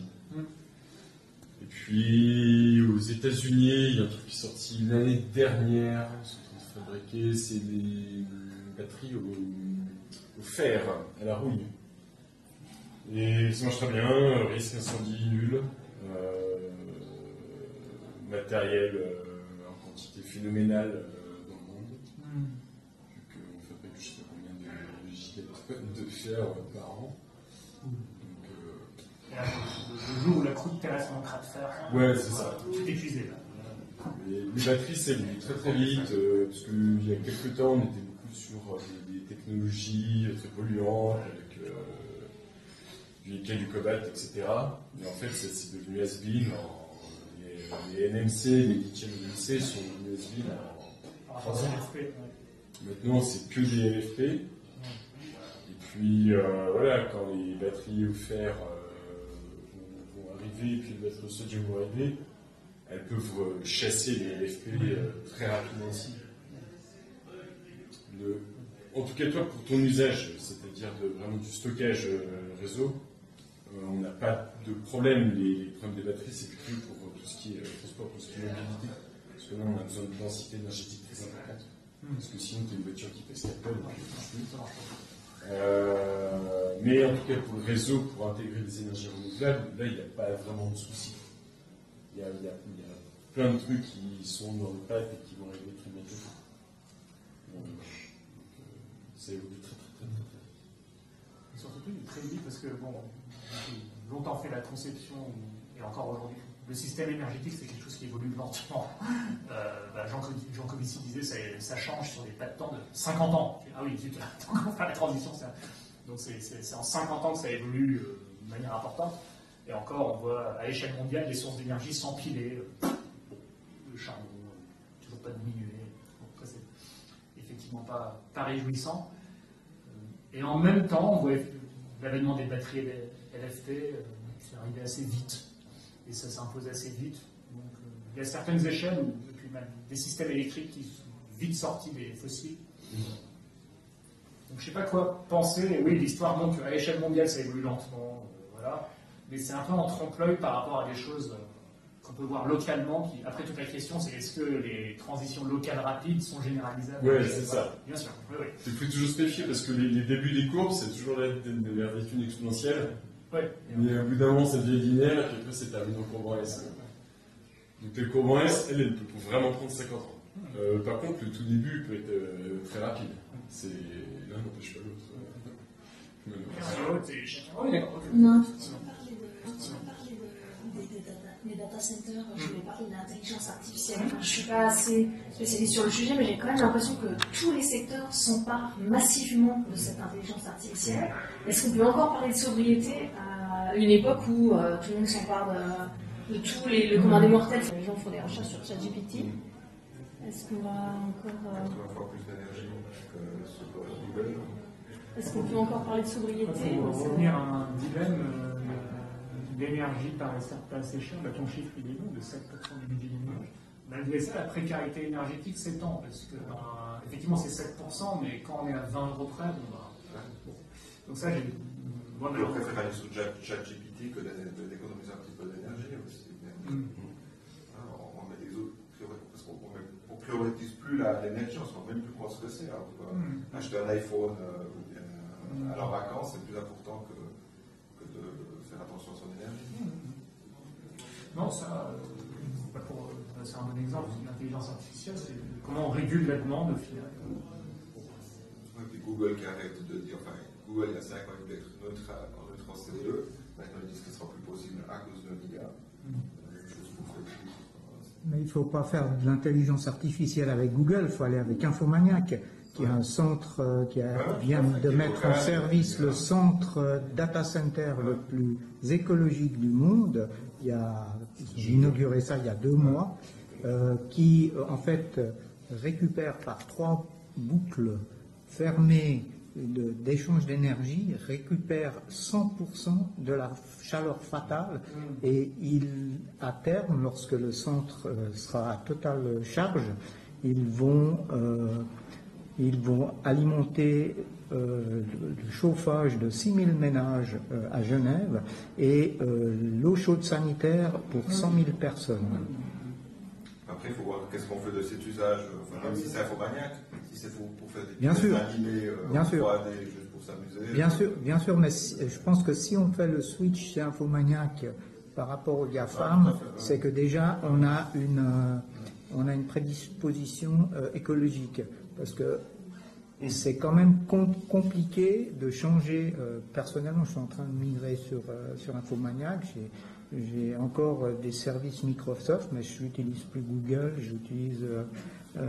J'essaye d'utiliser la K-Suite d'Infomaniac. Mais évidemment, c'est pas encore aussi pratique que ce qu'offrent les GAFAM. C'est un petit peu plus compliqué. Je pense que c'est pas à la portée de n'importe quel utilisateur lambda actuellement. Mais ils vont s'améliorer. Mais c'est vrai que c'est une démarche à faire. C'est une démarche à faire. Disons, pas de secret, en même temps que la demande augmente, on n'arrivera à rien. Un des facteurs qui fait que en Europe, la décarbonation va relativement pas trop mal, c'est que la demande est stable, voire baisse un peu. De là à rendre l'énergie encore plus chère, ça dépend pour qui. Oui, pour les voyageurs en avion, oui. Pour les gens qui ont déjà du mal à se chauffer, non. C'est une variable sociale. C'est vrai qu'une taxe carbone un peu aveugle, quand ça a été tenté sur l'essence, il y a eu les émeutes, les gilets jaunes en France, des choses comme ça. Et en Chine, je ne sais pas ce que ça donnerait, notamment je peux passer dans un politique énergétique à eux pour le savoir. Après, bon, j'ai l'impression que la croissance est de toute façon en train de s'arrêter. Alors, selon Jean Covici, c'est pour raison énergétique, c'est parce que c'est la contrainte énergétique qui explique que l'Europe ne croît plus et des choses comme ça. Peut-être, mais je ne sais pas. Moi, je m'en tiens à dire que non, on ne peut pas doubler de taille tous les 35 ans, c'est tout. C'est comme ça. Et je ne sais pas pourquoi, mais on ne peut pas. Non, mais je pense qu'il faudrait étudier pourquoi, mais je crois qu'il y a plus de raisons que juste l'énergie. Pourquoi l'Europe n'est plus qu'à 1% de croissance, alors qu'on aurait besoin de 2-3% pour que les pauvres soient moins pauvres et tout ça. Et ça, c'est un constat assez alarmant, c'est-à-dire est-ce qu'on sait vivre aussi sans croissance? Parce que, alors, au Japon, mine de rien, ça fait 30 ans qu'ils sont à croissance zéro. Une société assez égalitaire. Il n'y a pas de tension particulière de ce que j'ai pu voir. Ils vieillissent aussi, enfin, je ne dis pas que c'est le paradis tout ça, mais bon, ça a l'air stable. Donc eux, apparemment, ils savent gérer 0%. France et le reste de l'Europe, j'ai l'impression que c'est pas trop géré. C'est-à-dire, on était à 3%, tout le monde est content. Les riches s'enrichissent encore plus, mais même les pauvres, il leur reste quelque chose. Bon, ça, c'est des niveaux de croissance où tout le monde voit sa qualité de vie augmenter chaque année. 2% déjà, années 90, ça commençait déjà un peu coincé, quoi. Il y a des territoires qui font moins de croissance que d'autres, il y a des inégalités qui se creusent et tout. Et là, depuis qu'on est à 1%, le vote Front National, le Rassemblement National, c'est une grande partie dû à ça. C'est qu'il y a plus, on ne sait pas s'adapter à des niveaux de croissance faibles pour le moment. Et ça, c'est très important. Enfin, je pense que c'est, mine de rien, au-delà de est-ce que c'est l'énergie, est-ce que c'est machin et tout, est-ce que c'est le vieillissement de la population, bon. Globalement, c'est pas géré. Moi, je pense que c'est quand même pas mal le vieillissement de la population aussi. Je crois que ça pèse, mine de rien. Mais au-delà de tout ça, non, moi, j'imagine juste pas l'économie de la France 2 fois plus grosse dans 35 ans. Je sais pas pourquoi, mais je le sens pas. Je sais pas pourquoi. Peut-être aussi en partie parce que là, ça y est, chacun a sa voiture, chacun a sa maison. Il y a aussi ça, je pense, la saturation des besoins et à un moment, peut-être pas la satiété, mais bon, qui fait que ça ne croît plus. Plein de raisons, mais en tout cas, le résultat est le même. Et alors, les États-Unis, là, j'ai l'impression qu'ils ont encore besoin d'un niveau de croissance supérieur à ça pour que tout le monde soit content. C'est-à-dire, il y a une telle part de la croissance accaparée par les 10% du haut que pour que les gens vraiment en bas voient leur niveau de vie augmenter, là, il faut des niveaux de croissance complètement faramineux qui n'auront plus non plus. Hein. Là, eux aussi, de même, ils commencent à être dans la zone des 2%, 2,5%. Et on se revoit dans 10 ans, mais je crois qu'ils seront dans les années 30, 1%, 1,5%, et qu'ils ne seront pas gérés. C'est une société qui a besoin de beaucoup de croissance pour être stable. Et c'est vrai que j'ai peut-être beaucoup trop simplifié le problème en disant bon, tout ça n'est qu'une bête histoire d'autocroissance. Et au final, c'est mathématique plus qu'énergétique.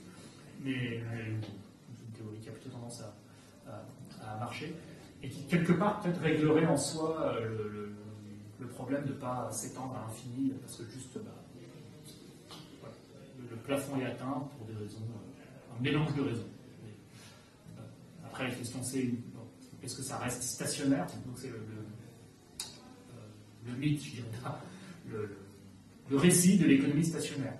Donc, je ne suis pas expert de ce que j'ai compris, c'est-à-dire on atteint un état stationnaire, l'économie continue d'évoluer, mais en tout cas les consommations se maintiennent, énergie, matériaux, à un état qui est soutenable pour toujours.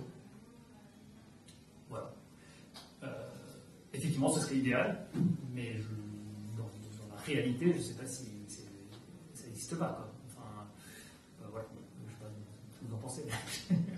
Si on regarde juste les grandes limites planétaires, on a dépassé le soutenabilité depuis les années 70. Non, mais l'idée de revenir à un niveau soutenable et de stagner après. Ouais. À un moment donné, cette question, c'est est-ce qu'on va arriver où notre empreinte écologique à revenir au niveau de la soutenabilité ou pas? Et là, si on revient, oui, peut-être qu'on pourra faire durer. En attendant, on détruit le capital environnemental. Ça, toutes les études sur les limites environnementales le démontrent. Donc,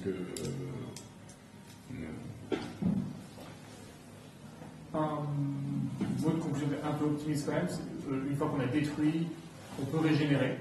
Voilà, marquant de sur la régénération des sols, la sylviculture régénérative, enfin, c'est quelque chose qui est possible et une fois qu'on laisse un peu la biodiversité vivre en paix, elle a tendance à se régénérer. Donc il y a des effondrements de population d'espèces, mais pas tant d'extinction. Il y a beaucoup moins d'abeilles, mais il reste des abeilles. Voilà. Donc il faut taper aux abeilles, ce genre de choses, de poissons, de tout ça. Il y a des effondrements nets, documentés, mais les espèces ne sont pas exterminées jusqu'à la dernière, sauf dans de rares cas où il y a quelques extinctions par an, mais voilà. Et par la régénération des sols, par la fin de la surpêche, des choses comme ça, on peut faire revenir la vie. Merci à vous. Ouais, avec plaisir. Il est là. Merci beaucoup, Cyrus. Merci beaucoup. On peut l'applaudir encore. Merci.